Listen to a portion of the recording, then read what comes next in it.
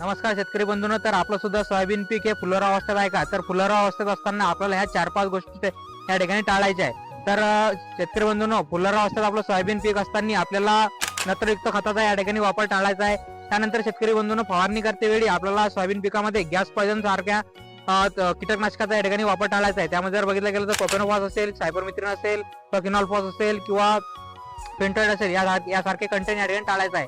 त्यानंतर शेतकरी बंधूंनो, आपल्याला सोयाबीन पीक फुलोरा अवस्थेत असताना आपल्याला या ठिकाणी कोळपणी जर आपण आंतरमशागत करत असतो तर हे करणं टाळायचं आहे. त्यानंतर जर आपण बघितलं गेलो शेतकरी बंधूंनो, तर आपल्याला या ठिकाणी पाणी देणं टाळायचं आहे. आपले खूप सारे शेतकरी पाणी देत असतात, आपल्या पावसाळ्याचं पाणी येत नसलं तर आपले शेतकरी पाणी देतात. तर हा जर पाण्याचा जर ताण बसला तर या ठिकाणी फुलगळ होते.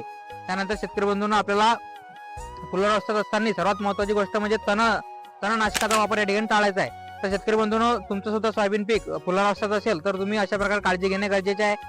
तर शेतकरी बंधूंनो, तुम्हाला आमची माहिती कशी वाटली? हे माहिती जर तुम्हाला चांगली वाटली तर एक लाईक करायला विसरू नका, आमच्या चॅनलला फॉलो करायला विसरू नका आणि जास्तीत जास्त शेतकऱ्यांच्या व्हॉट्सअप ग्रुपला हा व्हिडिओ शेअर करा.